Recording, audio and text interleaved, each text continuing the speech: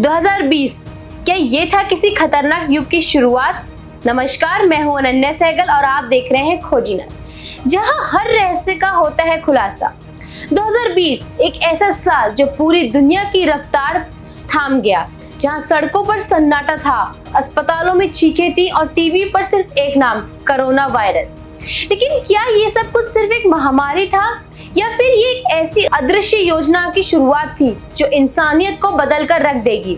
2020 की शुरुआत में चीन के वुहान शहर से एक रहस्यमय वायरस फैला, कोविड-19।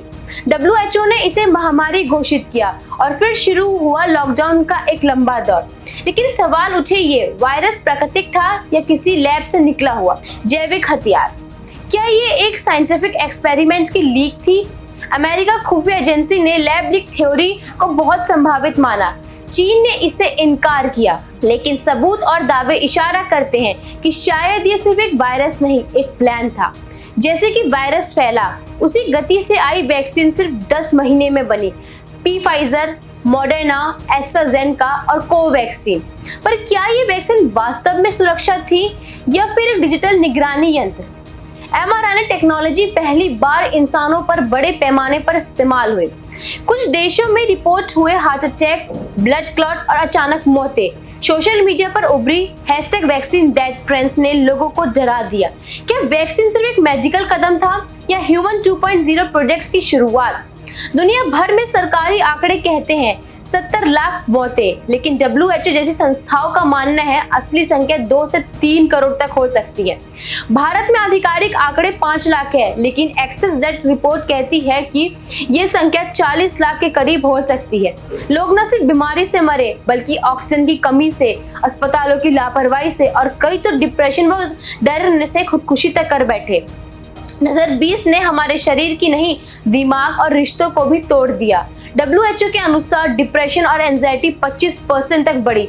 बच्चों में स्क्रीन एडिक्शन, युवाओं में घबराहट और अकेलापन, काम की चिंता, स्वास्थ्य की चिंता, अपनों को खोने का गम, लोगों ने अंदर से टूटना शुरू कर दिया।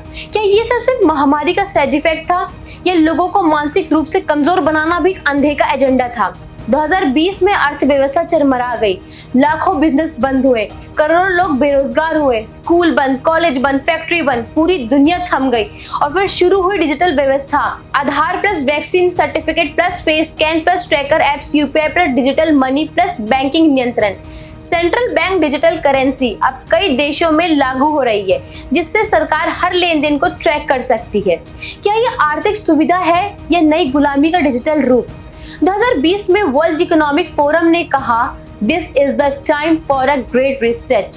उन्होंने कहा, नई वैश्विक व्यवस्था बनाई जाए, ग्रीन एनर्जी पर शिफ्ट हो और डिजिटल पहचान हर नागरिक की बने। सवाल ये उठता है कि क्या कोविड-19 इस रीसेट की वजह बना या बहाना?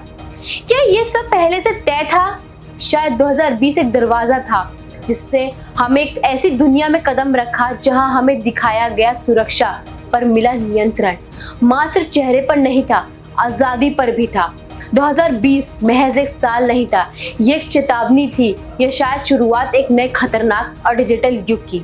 मैं हूं अनन्या सहगल, मिलते हैं अगली खोज में। तब तक देखते रहिए खोजिनारा, जहां हर रहस्य का होता है खुलासा।